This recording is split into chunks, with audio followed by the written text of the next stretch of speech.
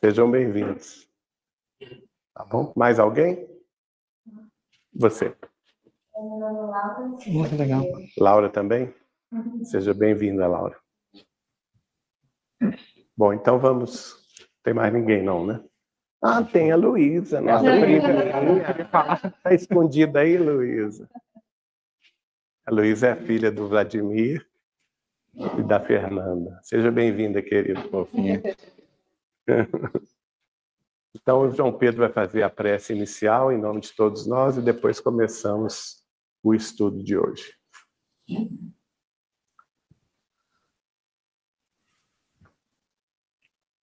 Nosso Deus, nosso Pai, de infinito amor, de infinita misericórdia, de infinita justiça, inteligência suprema, causa primária de todas as coisas.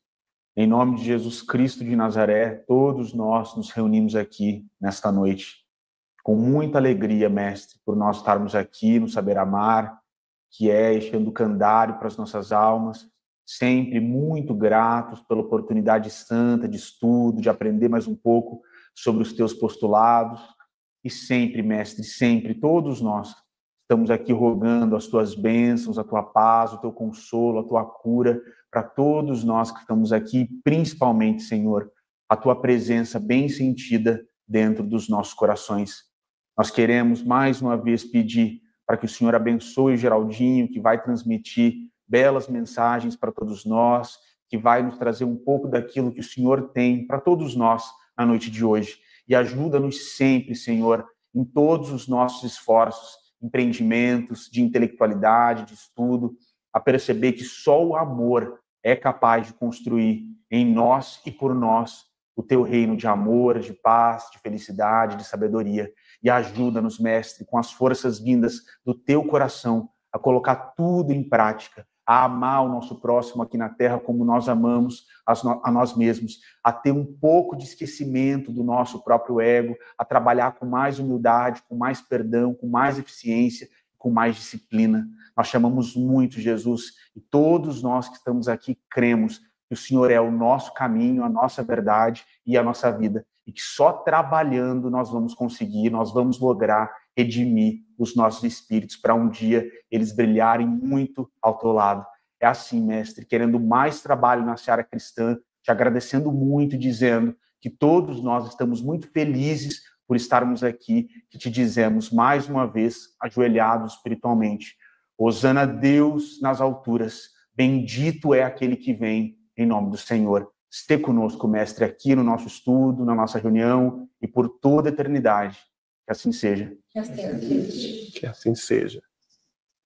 Bom, gente, até agora, hoje nós vamos começar o estudo número 6 desse tema.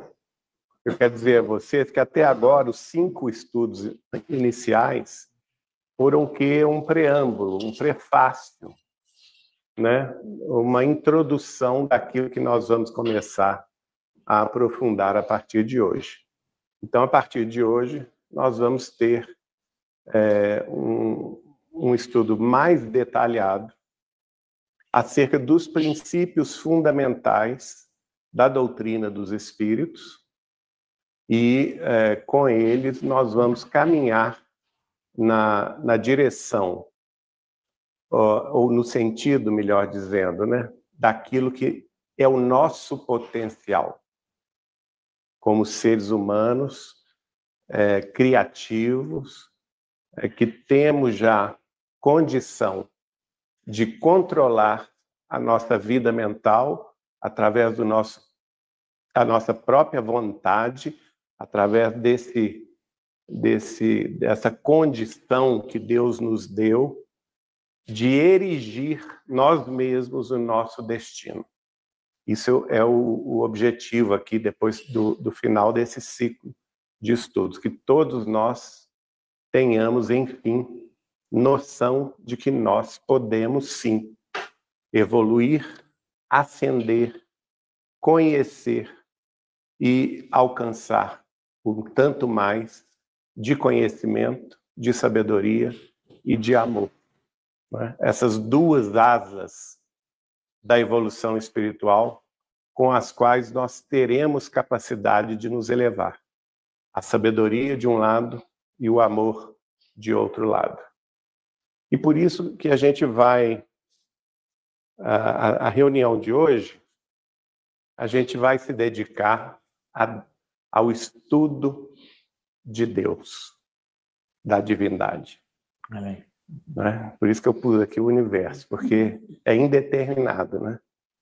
Então hoje a gente vai aprofundar no estudo de Deus. Mas antes, a pergunta 622 do Livro dos Espíritos, João Pedro costuma nos ajudar aqui, né? Trazendo ela sempre, e a gente vai começar por ela, para a gente ter um entendimento de como a gente vai conhecer Deus através daqueles que o revelam, não é? Como que a gente vai fazer essa separação do que é joio e do que é trigo, do que é bom, aliás, do que é ruim, do que é bom. A gente tem que ter essa peneira na nossa razão, no nosso raciocínio, no nosso sentimento, né, de peneirar tudo todas as informações que nós recebemos, mas fazer com elas o que o apóstolo Paulo de Tarso nos recomendou. Tudo nos é lícito, mas nem tudo nos convém, não é? E aqui nós estamos num curso de aprender o que é que nos convém espiritualmente. Esse é o objetivo do Espiritismo. O Espiritismo cristão é uma proposta de esclarecimento a nos mostrar, pela revelação dos espíritos superiores, o que é que nos convém espiritualmente. E aí nós vamos ter um juízo de valor diante das coisas, das situações, dos problemas, da materialidade transitória da vida, das questões sentimentais, das questões amorosas, das questões também do conhecimento, para separar o que é bom do que não é justo, do que não é correto. A começar, pergunta Kardec. Olha aí a maiêutica, né? Nós falamos maiêutica trazida por Platão, né? O saber perguntar. A mesma coisa nós vamos ver em João Evangelista, ele perguntava a Jesus as coisas. Nós vamos ver, já vimos em Descartes, a arte de procurar a verdade pelo questionamento. Vamos ver em Allan Kardec também. Quando ele pergunta, Deus deu a alguns homens a missão de revelar a sua lei? Foi a pergunta de Kardec, né? E a resposta dos espíritos é muito precisa. E nós precisamos, sempre que formos analisar qualquer informação, qualquer revelação, nós vamos ter que passar por esse crivo, né? Porque o crivo dos espíritos superiores, Allan Kardec, fala assim, sim, certamente. Então, ponto. Então, Deus deu a alguns homens encarnados na Terra a capacidade de revelar a nós a lei divina. Então, isso aí não tem dúvida. Sim, em todos os tempos, houve homens que receberam essa missão. Então, ele não é de agora, sempre existiu. Em todos os tempos da humanidade. São os espíritos superiores, encarnados com o fim de fazer progredir a humanidade. Então, quando alguém nos perguntar, lá na classificação dos espíritos, que Allan Kardec colocou na obra dele, nós temos vários tipos de espíritos, né? Os espíritos imperfeitos, os espíritos viciosos, os espíritos zombeteiros. E se a gente prestar atenção, a gente vai verificar esses espíritos até encarnados também na nossa sociedade, não tem? Está assim, né? Marilene diz que está assim. Concordo com ela. Basta a gente analisar na sociedade nossa, em todos os setores da vida humana, a gente vai encontrá-los. Os espíritos votados ao mal, que são os espíritos de pior categoria, né? Aqueles que se dedicam a fazer o mal aos outros. Agora, tem os espíritos medianos, os espíritos que são, que têm algum conhecimento, mas não têm bondade. Tem os espíritos que têm bondade, mas não têm conhecimento. São os espíritos bonzinhos, né? São bons, mas não têm conhecimento. E tem espíritos que são iluminados.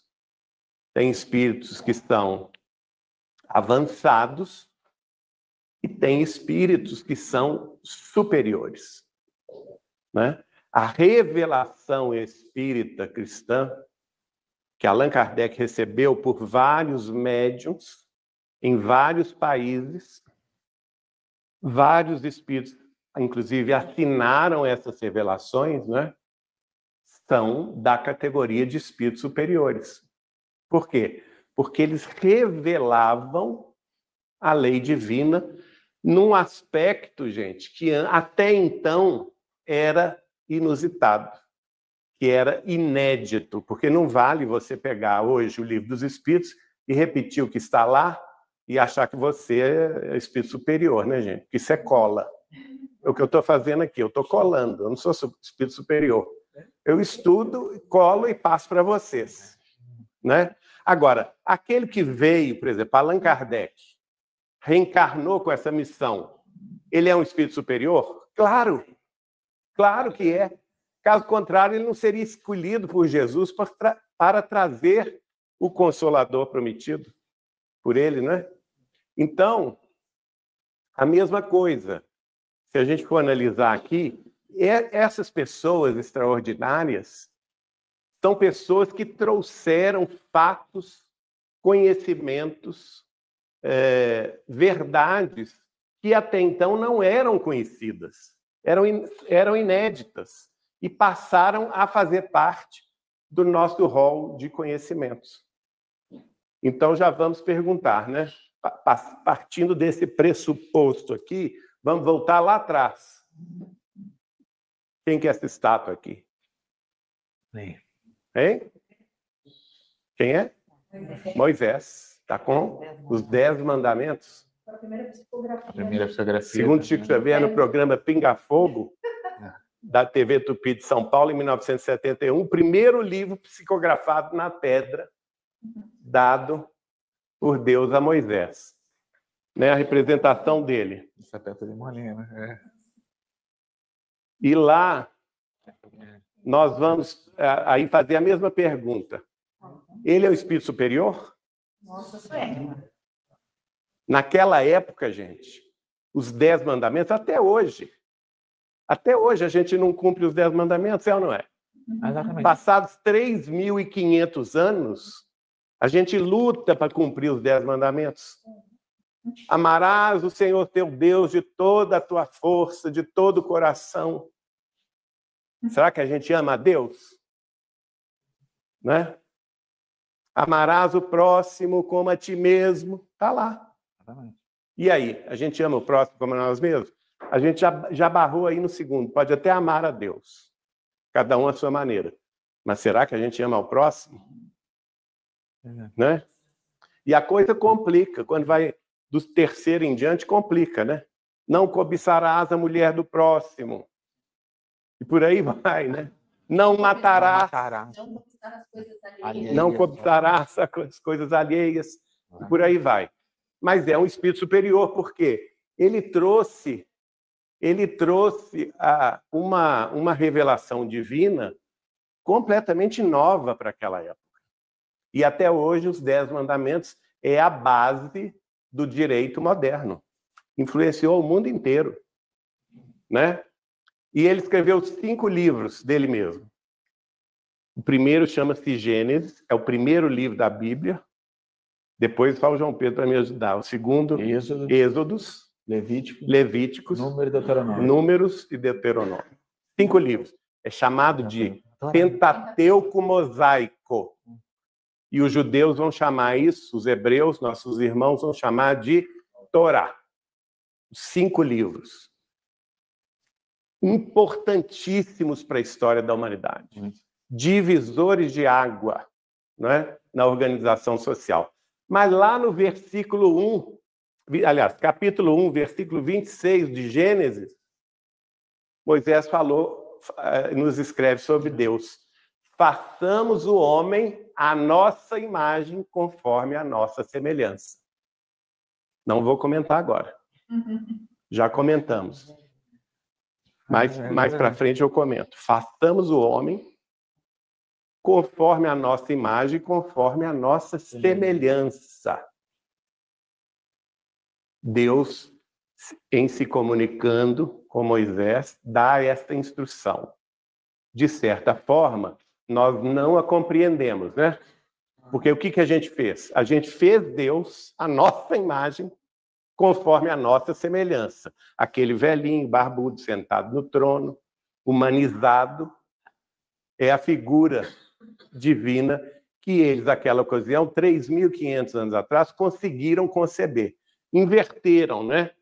Quando Deus não falou isso, Deus falou, façamos o homem à nossa imagem, conforme a nossa semelhança. Mais tarde eu aprofundo nisso. Sem dúvida nenhuma, Moisés era um espírito superior. Estava trazendo a primeira revelação divina aos homens, que é a revelação da justiça. Tá? Tanto é que a obra dele vai ser muito reconhecida com aquele jargão, olho por olho, dente por dente. A gente vai ver a partir daí vamos dizer assim, os profetas, os iluminados do judaísmo, sempre repetindo que hoje a gente entende como sendo o Velho Testamento da Bíblia, aquele Deus bravio, aquele Deus dos exércitos, punitivo. O povo não ama a Deus, o povo tem medo de Deus, né? Isso foi necessário para aquele povo daquela época, né? Há 3.500 anos atrás. Claro que isso foi necessário para se estabelecer um degrau a partir do qual se subiria outros degraus. Lá no livro de Êxodo, é o segundo, João? É o segundo. Segundo livro de Moisés, tem outra revelação muito interessante, capítulo 3, versículo 14. E disse Deus a Moisés, eu sou o que eu sou. Disse mais, porque Moisés pergunta para ele, mas como que eu vou apresentá-lo aos israelitas?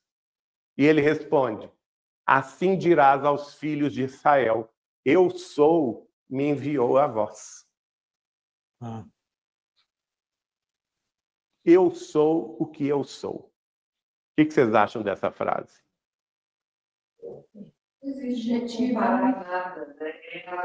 Espera aí, fala no microfone, por favor. Não tem? Aqui, ó. Vamos passar lá.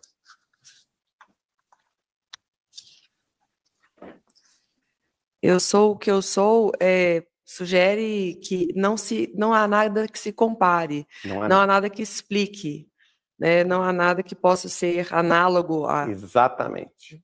Quando ele fala eu sou o que eu sou, ele se situa fora do conhecimento humano.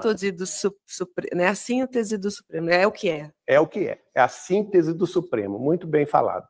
A síntese do Supremo. Amor, a suprema sabedoria, a suprema inteligência. Olha como tem sintonia com o Espiritismo, né? Pergunta número 1 do Livro dos Espíritos, a gente vai chegar lá. Mas calma, a gente vai chegar lá. Então, eu sou o que eu sou, está fora da cogitação humana.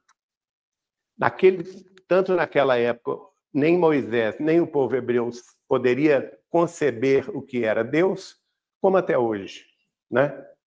Chico Xavier costumava dizer, isso está já em livro, nós não temos cabeça para entender a intimidade de Deus. Não temos. É verdade. Não é? Não temos, não adianta. Aí, além disso, nós vamos agora passar para a época do Evangelho. João Evangelista, que é esse apóstolo retratado aí nesse quadro mediúnico. João Evangelista seguindo Cristo. Vocês sabem o quanto ele escreveu naquela época? Ele escreveu 2 cartas, né? 3 cartas. 3 cartas. Escreveu o Evangelho de João, que na sequência da Bíblia é o 4º, né? É o 4º. É o 4º. Você tem o Evangelho de Mateus, é o primeiro, de Marcos, de Lucas e de João. João Evangelista, esse apóstolo aqui.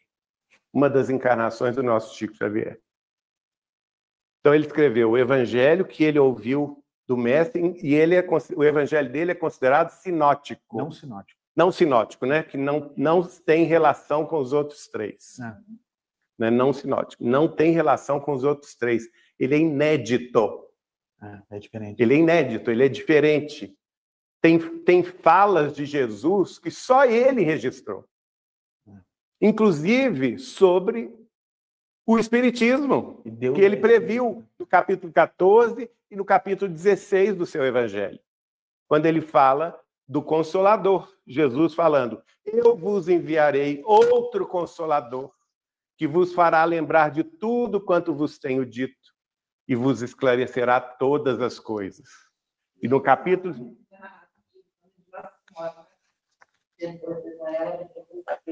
Não, esse é Lucas, querido. Não, esse não é João, não. João escreveu do que ele testemunhou. Né? Não podemos confundir aqui.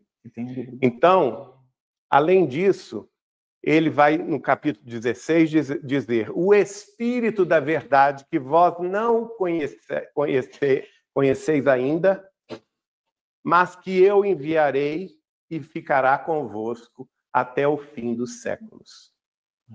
Né? Então ele revela isso. É inédito, é totalmente inédito. Tem outras coisas que ele registra, por exemplo, na casa de meu pai tem muitas moradas, falando sobre o universo sem fim, mostrando que a Terra não é o único planeta habitado, né, criado por Deus. Só João Evangelista escreveu isso. Ninguém mais falou disso. Aí ele vai falar outras passagens de Jesus, da intimidade dele com Jesus, que nenhum outro evangelista escreve. E depois, ele vai, depois que os 11 já tinham, aliás, os 12, se a gente contar Judas, né? Os 12 apóstolos já tinham falecido, voltado ao mundo espiritual. Ele foi o único que ficou na Terra, preso, a mando do imperador Diocleciano, de Roma, na ilha grega de Patmos. Mesmo preso, Jesus vai buscá-lo fora do corpo e vai revelar a ele o livro do Apocalipse.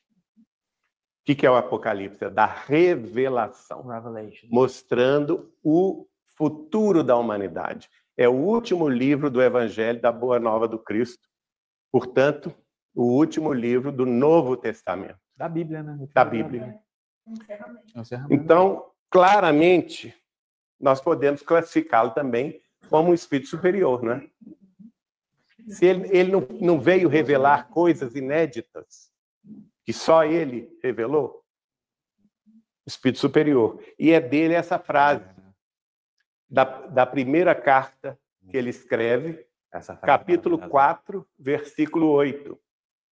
Aquele que não ama não conhece a Deus, porque Deus é amor. Gente, isso é inédito. Até então, eles conheciam o Deus dos exércitos, o Deus vingativo, não é? Do toma lá, dá cá, do olho por olho, dente por dente. João Evangelista diz, não, Deus é amor. Aquele que não ama não conhece a Deus.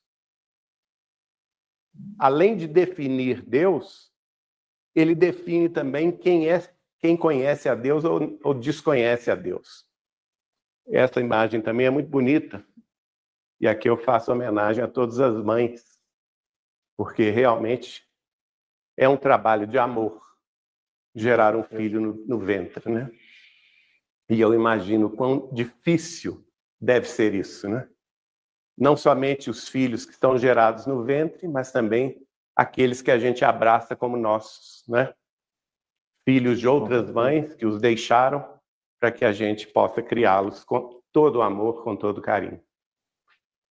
Então, lembrando, isso está na primeira carta de João, capítulo 4, versículo 8.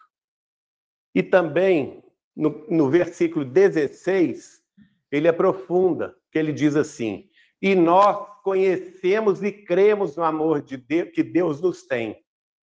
Quer dizer, ele se coloca na condição daquele que conhece a Deus. Nós conhecemos a Deus, né? Deus é amor, e quem está em amor está em Deus, e Deus nele. Mas que lindo isso. Deus é amor. E quem está em amor está em Deus e Deus nele. Nos faz lembrar um escrito de Emmanuel, através do Chico Xavier, comparando, né, todos os seres criados por Deus como peixes no oceano. E que nós todos estamos envolvidos no amor de Deus como peixes no oceano, né? Repetindo, Deus é amor, quem está em amor está em Deus e Deus nele.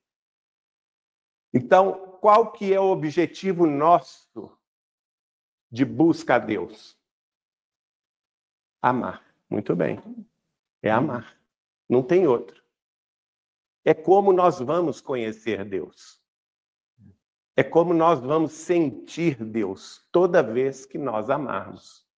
Quando a gente amar um cachorrinho, né, doméstico, um gatinho, um passarinho, quando a gente amar a natureza, quando a gente amar os peixes nos rios, nos oceanos, quando a gente amar as florestas, respeitar a criação, quando a gente amar os pássaros, quando a gente amar aqueles que convivem conosco dentro do lar, dentro da família. E a partir da família, que é a célula base da sociedade humana, quando a gente aprender na solidariedade e na fraternidade, amar aos outros como nós amamos a nós mesmos. Muito bem. Então, nós já vimos que Moisés é um ser superior, João Evangelista também. Aqui, a figura de João Evangelista no Apocalipse, né?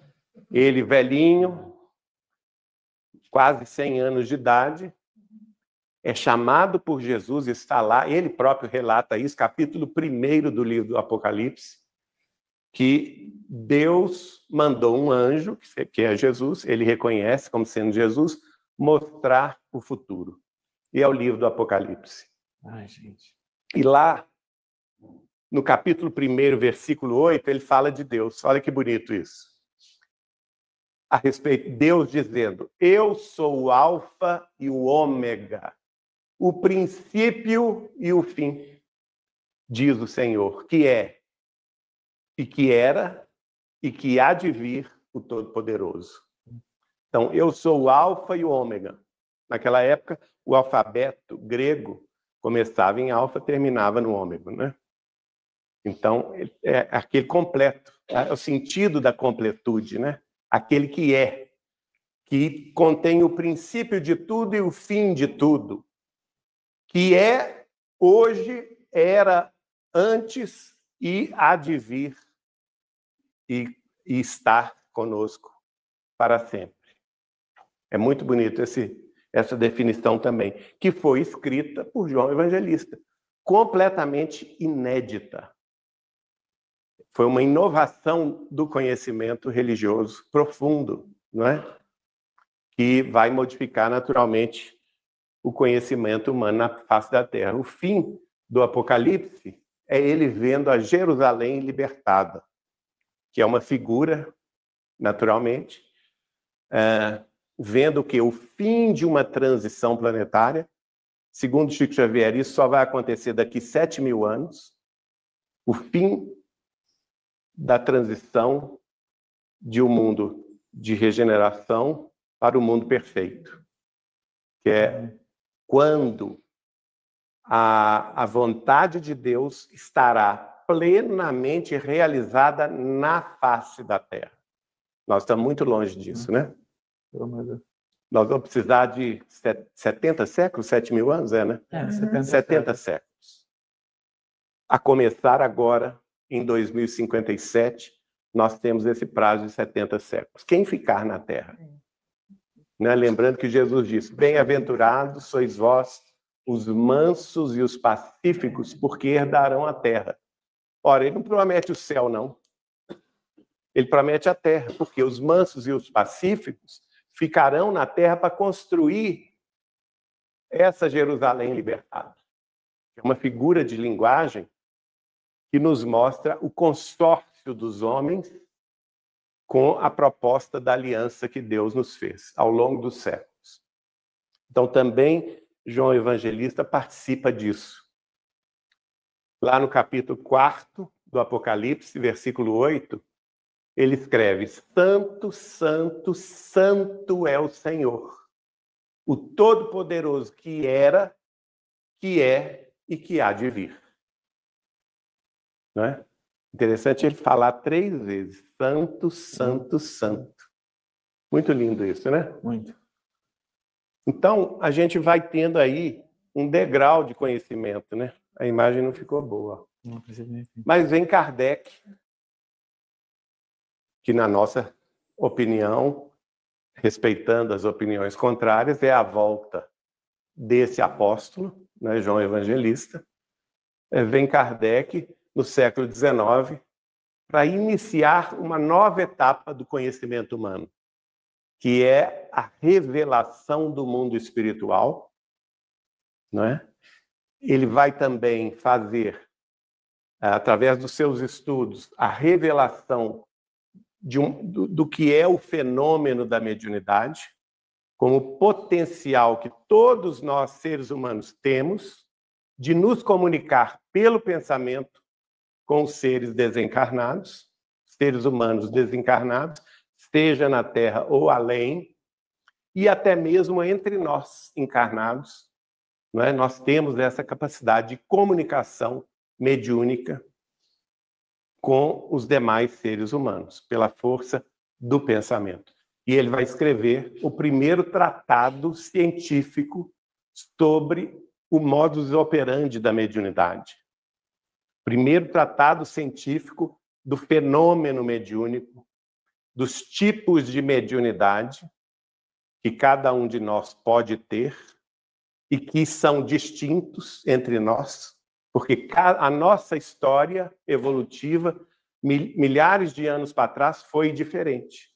Consequentemente, nós temos capacidades psíquicas também diferentes. Por isso que não existe uma mediunidade igual a outra. Não é? E ele vai falar também nesse tratado, que é o Livro dos Médiuns, a realidade da comunicabilidade dos espíritos, que de ordinário são eles que nos dirigem sem a gente saber, não é? Mas dirigem como? Como se a gente fosse fantoche? Não. Nos dirigem pelas nossas afinidades, pelas nossas sintonias. Em outras palavras, pelas nossas escolhas. E a mediunidade em si, ela é neutra. Ela não é nem boa e nem ruim. Quem vai dar sentido à própria mediunidade somos nós. Se nós focalizarmos o nosso pensamento, a nossa vontade no bem, na fraternidade, no amor, certamente nós teremos a companhia dos bons espíritos. Do contrário, teremos a companhia dos espíritos ignorantes, ou mesmo perturbados, ou viciosos, ou criminosos. Só depende de quem? De nós. A escolha é sempre nossa. E ele vem, o primeiro livro dele, o Livro dos Espíritos, publicado em Paris, dia 18 de abril de 1857, 18 de abril de 1857, ele vai, logo no primeiro capítulo, falar sobre as causas primárias. O que foi? As causas primárias. E aí, olha, ele vai fazer a pergunta. Lembram-se da maêutica, né? O saber perguntar. O que é Deus? Ele pergunta quem é Deus? Não. Ele pergunta o que é Deus? Já, naturalmente, milhares de anos atrás, sabedor de que Deus havia se afirmado, não é? Eu sou quem eu sou, não é? Fora do contexto humano. E aí a resposta dos espíritos superiores. Deus é a inteligência suprema, que nossa irmã lembrou aqui, causa primária de todas as coisas. Então, não é só criador dos homens, não, de tudo, material e espiritual. Todos os seres são criação divina. Está no Livro dos Espíritos, questão 1, subtítulo Deus e o Infinito. Nós não vamos aqui entrar em detalhes, porque esse capítulo inteiro, gente, eu recomendo como dever de casa, né? Todo mundo pegar o Livro dos Espíritos, e hoje não tem desculpa. Eu não tenho o Livro dos Espíritos. Você tem internet em casa, não tem? Então não tem desculpa, não. Entra na internet. Muito fácil. Você vai ver lá, tem sites que tem o livro completo. Vai lá, tá capítulo 1, questão número 1 e seguintes, Deus e o Infinito. Porque aí ele vai falar sobre os atributos de Deus. Vai falar sobre a questão do infinito, o que é o infinito. E vai mostrar para a gente que a gente não pode dizer que Deus é o infinito, porque seria tomar a coisa pela coisa mesma. Né? Vai falar também que Deus é a suprema bondade, a suprema misericórdia, a suprema sabedoria, o supremo amor. E por aí vai. Nessa outra fala, ele vai raciocinar como que nós, racionalmente, podemos inferir a existência de Deus. Que é a pergunta número 4. Onde se pode encontrar a prova da existência de Deus? Gente, o que a gente recebe dessa pergunta na internet não é brincadeira. As pessoas sempre, eu quero uma prova. Então tá bom, você quer uma prova? É uma prova racional. E os espíritos vão dizer a ele, num axioma que aplicais às vossas ciências, não há efeito sem causa. Procurai a causa de tudo que não é obra do homem e a vossa razão responderá. Não é? A própria criação é a prova do Criador. E hoje não vai dar tempo, porque eu separei alguns vídeos que eu devo passar semana que vem na internet, porque a ciência tem avançado muito. E hoje tem muito podcast interessante que fica discutindo filosoficamente e religiosamente essa questão da existência ou não de Deus. E alguns matemáticos, físicos e astrônomos vêm responder essa questão muito bem. Por quê? A probabilidade matemática de que essa organização... Primeiro, tem um deles que fala que é matemático, e eles... não, esse é físico, desculpa. Ele é físico e ele é dedicado, um estudioso dedicado a desvendar a questão da informação no universo. Como a informação, tudo é informação, né?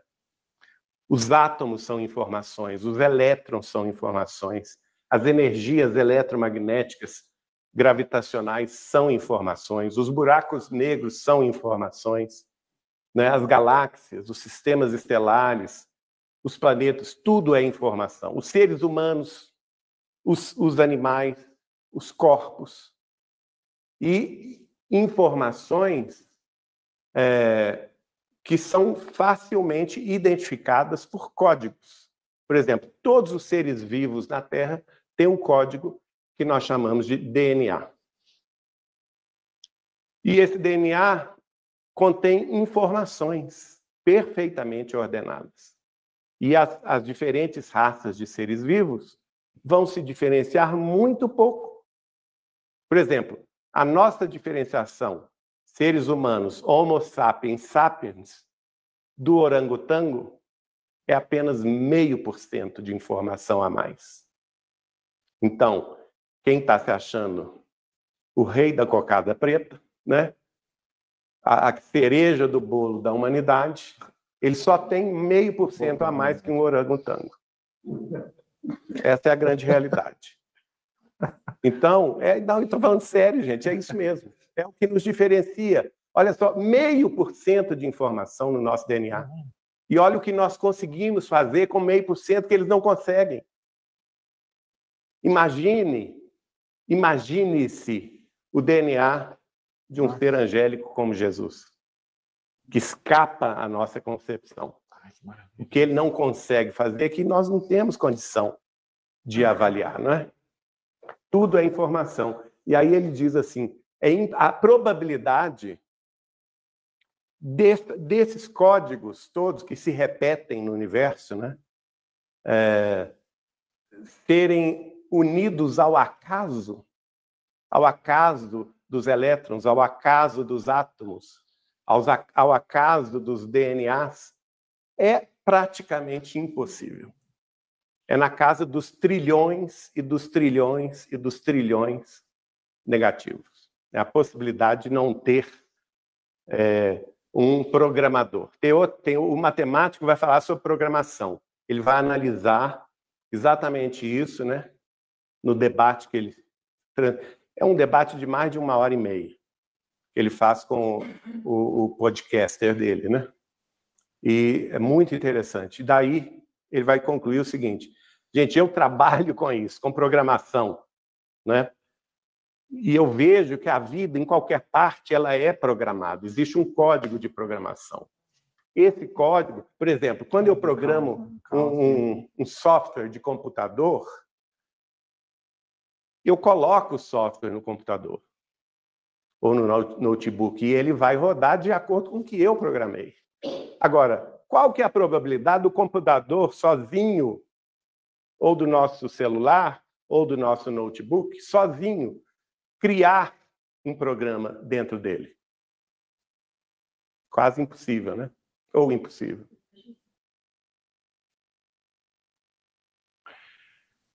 Aqui Kardec completa em outro ponto dizendo: para crer sem Deus, basta que se lance o olhar sobre as obras da criação.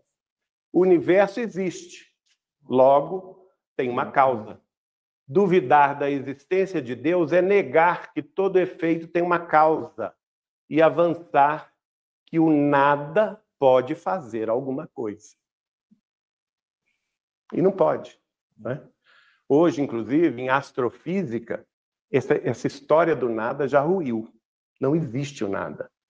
Antigamente se concebia que o espaço entre os planetas, entre as estrelas, entre as nebulosas e entre as galáxias era o nada.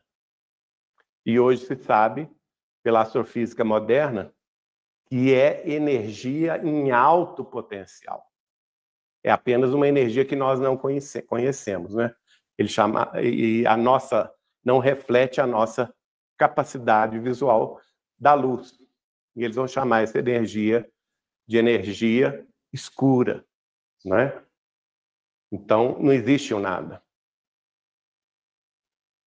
Quando todos os homens, conclui Kardec, estiverem convencidos de que Deus é o mesmo para todos, é o nosso programador, né, gente? Ele programou tudo, todas as vidas, todas as formas de vida, a evolução, etc. Quando a gente estiver convencido disso, que esse mesmo Deus é para todos, de que esse Deus soberanamente justo e bom, nada de injusto pode querer, e que o mal vem não dele, mas dos homens, todos se considerarão filhos do mesmo Pai e estenderão as mãos uns aos outros. Por isso que Jesus também veio, de uma forma inédita, revelar Deus como Pai nosso que estás nos céus. Pai de todos. Tá certo? Quem quiser comentar, gente, fica à vontade. Eu estou pensando lá, irmão. Põe lá. Põe o...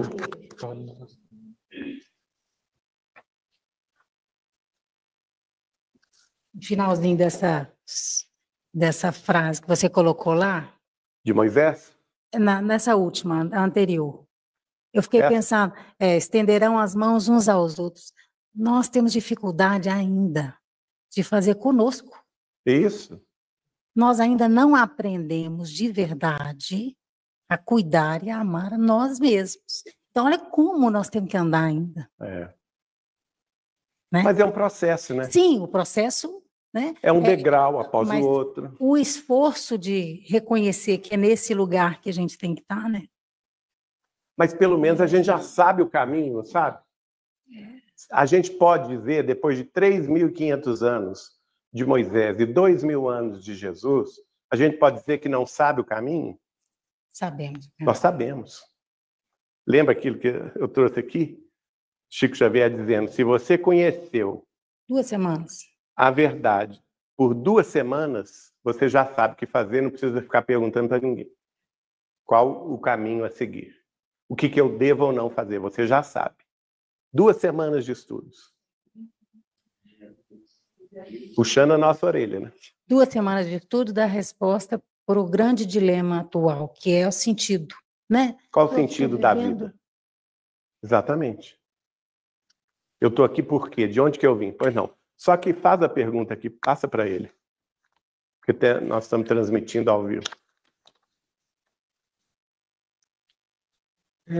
Levando em consideração a lei da incerteza, a teoria quântica, ela até vai quebrar esse paradigma da questão lógica observável e ainda assim traz Deus em toda a sua potencialidade, com toda a incerteza, a probabilidade. E ela existe porque ela pode ser confirmada. Porque são infinitas probabilidades. Né? Isso. E o futuro está sendo criado agora, nessa época, por que nós. Se abre, com o conhecimento do minúsculo, do quântico. Do mínimo, né? Exatamente, que começa a ser observável e está revolucionando de forma grandiosa a humanidade.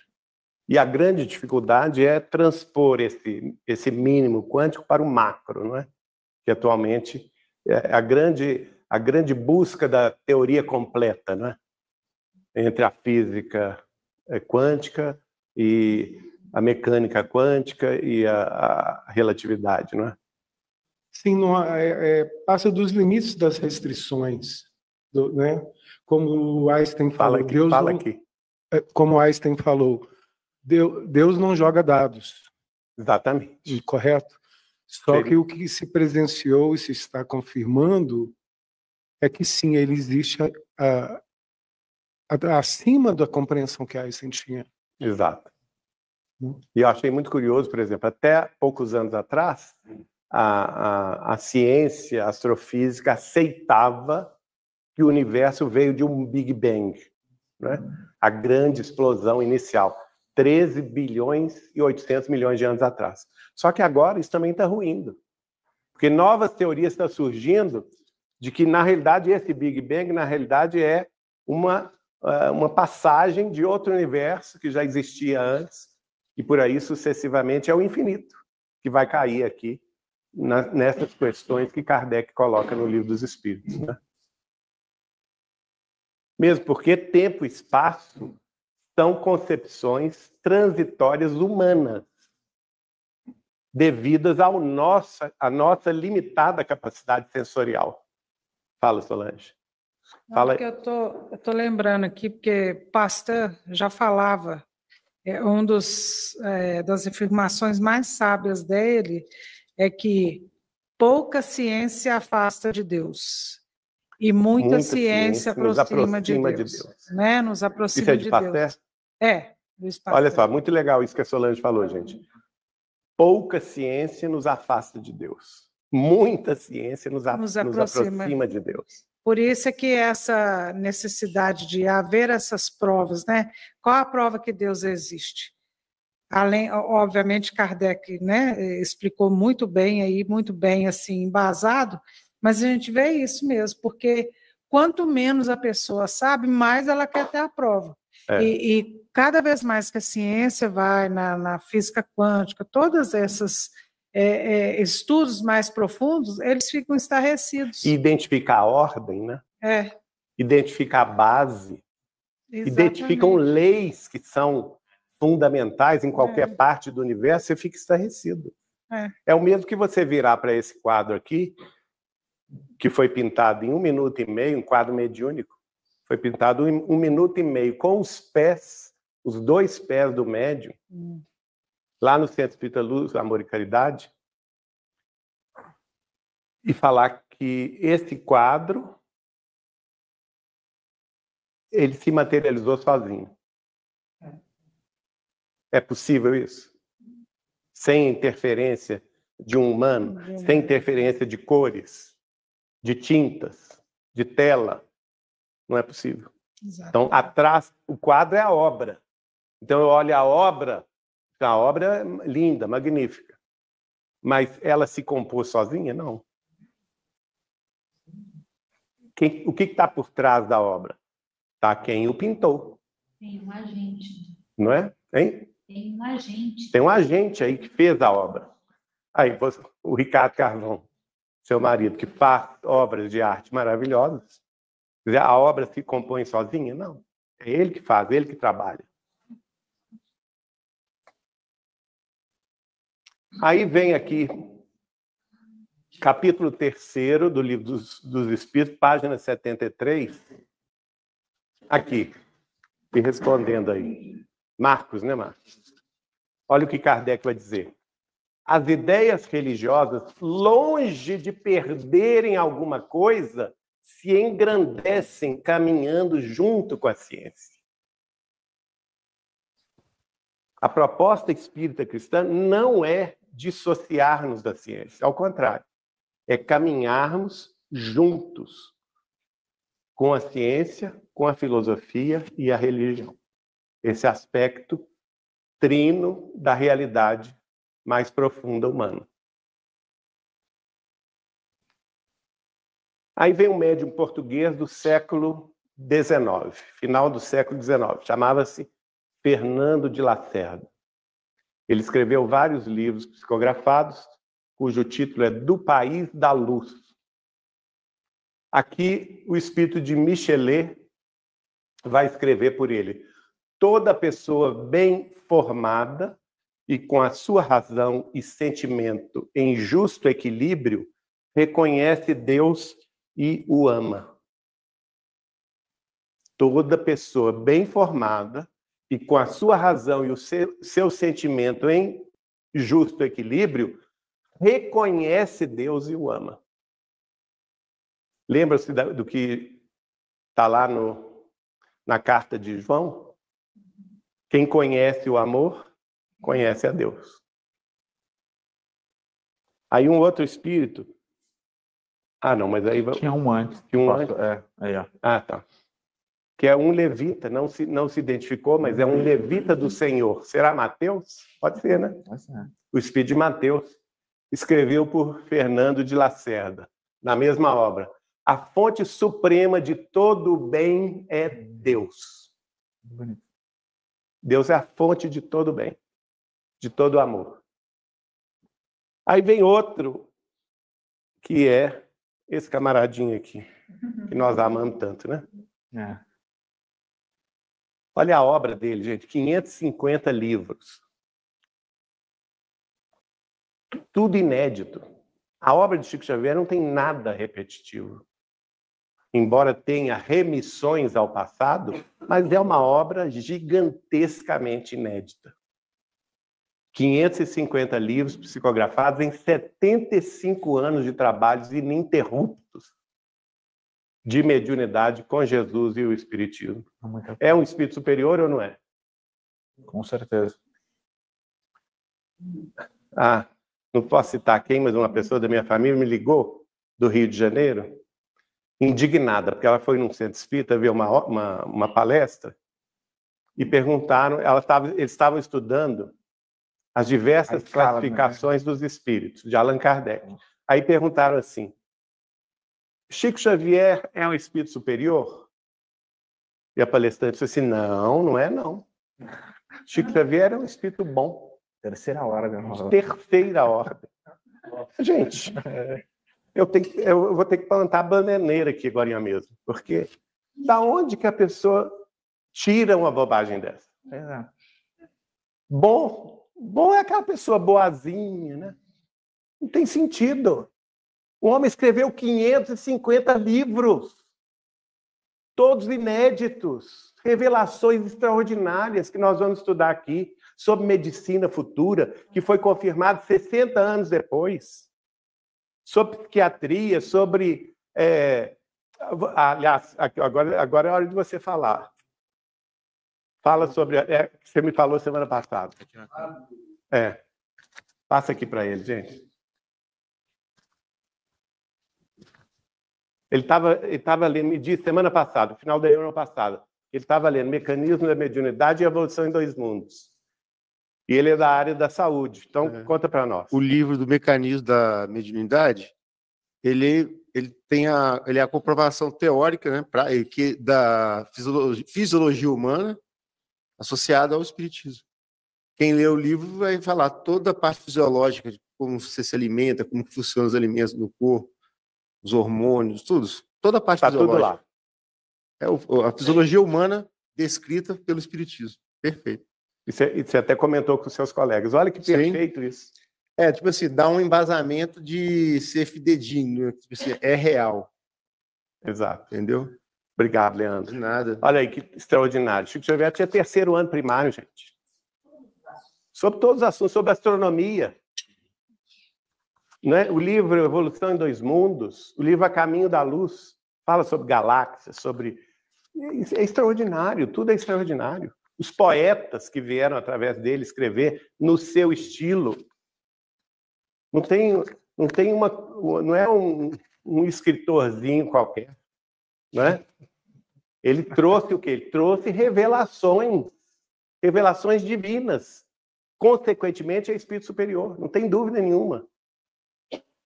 Então, não é espírito bonzinho. Bonzinho tem vários aí, né? A gente pode bater aí, trombar na rua com várias pessoas boazinhas. Mas o espírito bom, segundo Kardec, necessariamente não tem conhecimento, não tem sabedoria. Não é o caso de Chico Xavier. O homem era um gigante do conhecimento. Fala. Tive contato com um estudioso que está escrevendo, vai lançar no Brasil o novo livro novo Código das Doenças, Código Internacional das Doenças, vai ser lançado no Brasil em português. Seria CID? Sim, vai ser o novo, está considerado no mundo. E ele cita Allan Kardec nessa obra dele. Que legal. Muito bom. E aqui, nós vamos ver aqui sobre a existência de Deus, está no capítulo 225 do Evangelho de Chico Xavier, ele próprio refletindo o seguinte: eu não sei como alguém pode duvidar da existência de Deus. Opa. Não estava, né?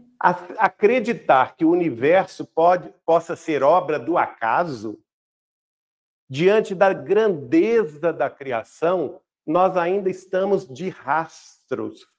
Somos poeira cósmica. Um cisco pensante. Olha que bonitinho. Um cisco pensante. Essa é a nossa realidade, gente.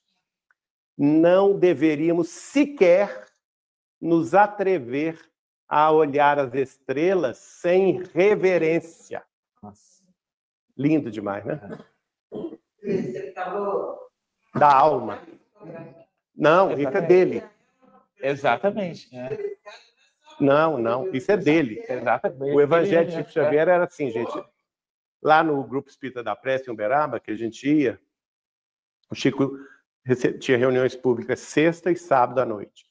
Começava às 8 horas da noite e ia até 4, 5 horas da manhã. Depois que ele recebia as mensagens todas, lia as mensagens, se encerrava a reunião e todas as pessoas que estavam lá, que de ordinário girava entre 600 e 1.000 pessoas por reunião, faziam fila para abraçá-lo. E ele recebia o abraço de todo mundo e abraçava todo mundo. Só que nesse inteirinho, ele afastava a cadeira dele um pouco para abraçar a fila, e a gente que estava ali na mesa ficava conversando com ele. Era a melhor hora. E o Bacelli, Carlos Bacelli de Uberaba, que durante 25 anos trabalhou ao lado dele, lá no Grupo Espírita da Prece, aproveitava para anotar as frases que o Chico dizia.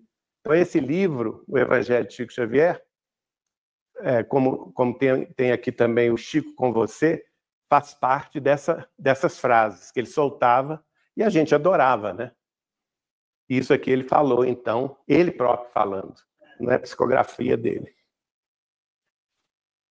Agora, no programa Pinga Fogo de São Paulo, e aqui a gente já vai começar a entrar no principal, que é o aspecto do avanço científico que a doutrina espírita vai propor, ele fala lá, e nós estamos no limiar de tempos novos, em que a ciência descortinará para nós todos, um futuro imenso diante do universo. Gente, vocês acham que aquele povo de 1971 entendeu o que ele estava falando? Não. 1971. Quantos anos atrás? 54 anos atrás. Hoje, talvez a gente entenda, porque a ciência evoluiu tanto, né, que realmente o nosso futuro está diante do universo, gente. Não é só olhar o nosso umbigo aqui na Terra, não. Nós temos que olhar a nossa relação com o universo. E isso vai acontecer, quer queiram ou não. E a gente vai terminar hoje com esse... Vou retornar a essa psicografia do Chico. Está no livro Mecanismos da Mediunidade, capítulo 4. O espírito de André Luiz, que é o cientista Carlos Chagas, sim, né, que só não se identificou por razões para proteger o próprio Chico e também para que as pessoas não perdessem o rumo, né, com especulações sobre a sua identidade e se focassem mais na profundidade daquilo que ele estava trazendo. Sobre Deus, sobre o pensamento de Deus, ele vai dizer, identificando. Isso ninguém falou antes, ninguém trouxe. É só Chico Xavier que trouxe isso, né? Com o espírito de André Luiz como mensageiro. Aqui eu revelo uma coisa que eu já revelei em outras palestras. A obra de André Luiz não foi escrita por ele. Ele foi o mensageiro. Eu perguntei isso ao Chico. Por quê? Quando você lê Nosso Lar, Os Mensageiros, Missionários da Luz, Nos Domínios da Mediunidade, Obreiros da Vida Eterna, No Mundo Maior, até chegar a passar por Mecanismos da Mediunidade, Evolução dos Dois Mundos e A Vida Continua, você vê diferenças de linguagem. Diferenças, por exemplo, a obra Mecanismos da Mediunidade não tem nada a ver com o Nosso Lar. Pois não. Passa lá para ela. Só um minutinho.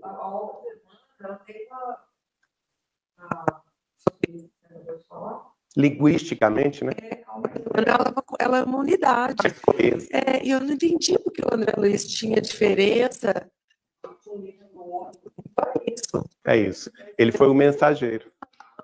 E aí eu perguntei ao Chico, que ele me faz essa revelação, porque eu perguntei a ele, foi o André Luiz que, de fato, concebeu a obra? Porque uma coisa é escrever. Ele escreveu, psicografando através do Chico. Mas foi ele que concebeu o autor espiritual dessa obra, Chico? Não. Ele foi o mensageiro de uma comissão de 12 sábios da antiguidade. Aí eu fiquei super curioso, né, gente? Para saber quais eram. Falo. Quem são os 12 sábios, Chico? Ele não vou falar.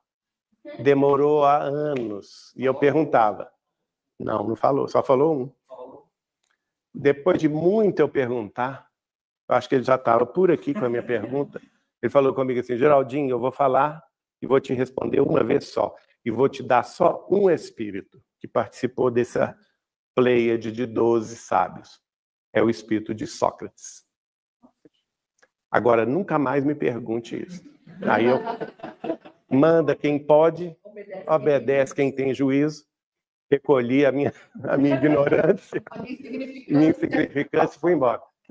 Então, identificando o fluido elementar, ou hálito divino, olha que coisa bonita, isso aqui é poético, gente. O hálito divino por base mantenedora de todas as associações da forma, todos os corpos inumeráveis do cosmos, falando de todos os seres criados, de todas as espécies, não somente da Terra, mas do universo inteiro, do cosmos inteiro, que precisam da matéria para manifestar-se. Então, é a base de todas as associações da forma, dos corpos, nos domínios inumeráveis do cosmos. Interpretaremos o universo como sendo um todo de forças dinâmicas, expressando o pensamento do Criador. Então, a realidade, a gente quer pensar cartesianamente que a realidade é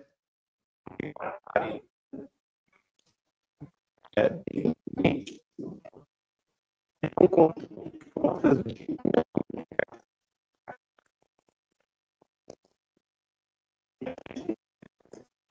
Como funciona esse corpo.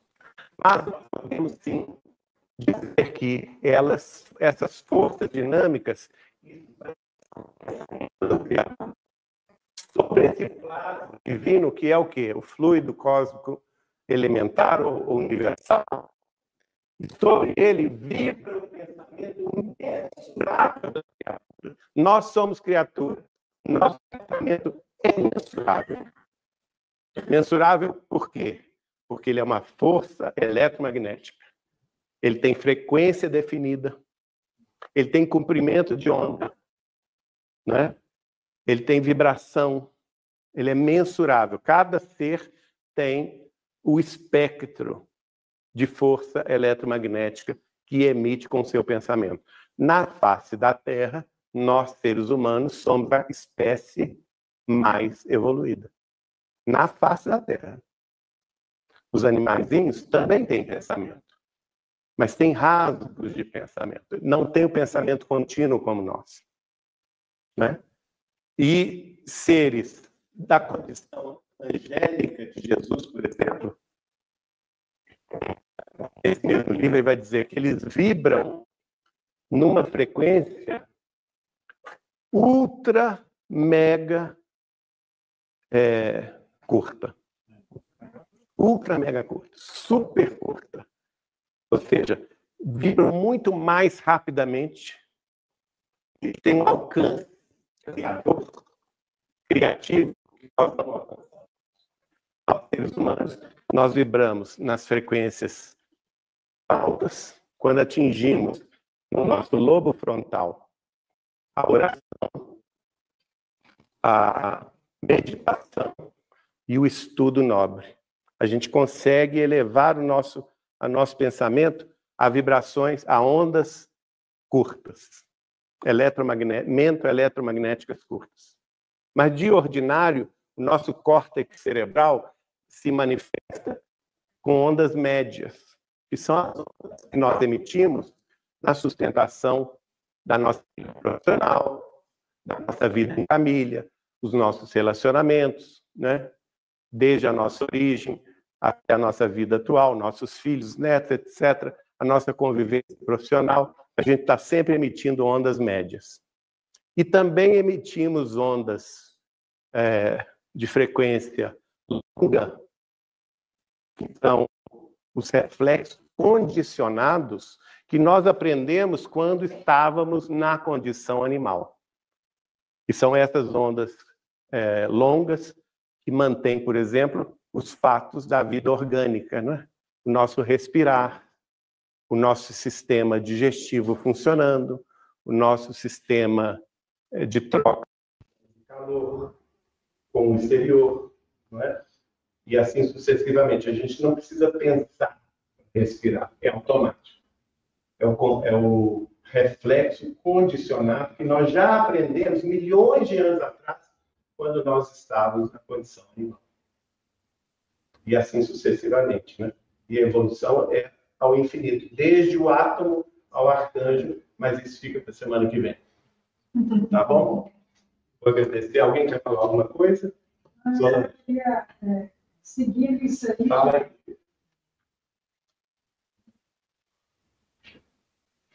Você estava explicando muito bem, né? Eu lembrei aqui, a NASA, ela estudou, né, a capacidade racional, né, na mente do Chico Xavier. Então, eu acho que isso também mostra de forma cabal o tanto que ele era um espírito superior. A aura dele é...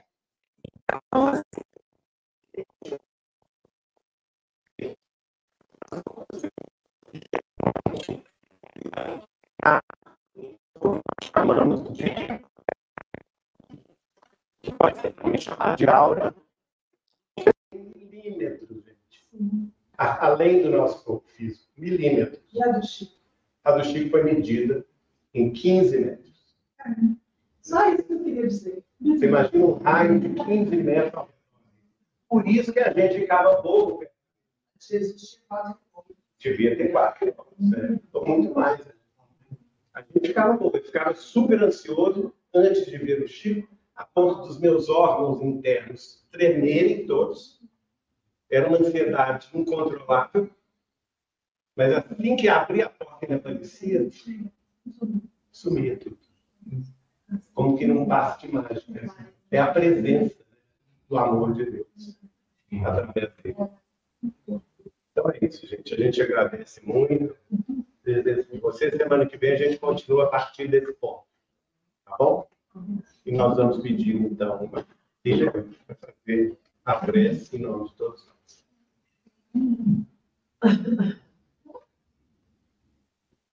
Senhor Jesus, agradecemos por este momento de luz, onde podemos refletir sobre o teu evangelho de amor, os ensinamentos do apóstolo João, a sabedoria de Kardec e a espiritualidade de Chico Xavier.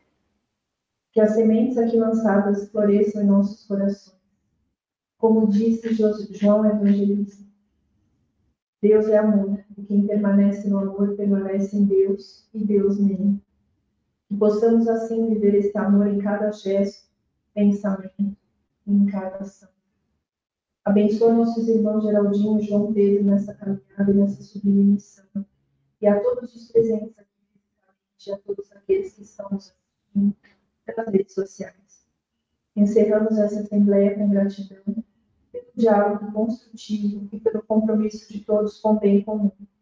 E sigamos unidos sempre, guiados pela responsabilidade, pelo amor e pela fé em dias melhores.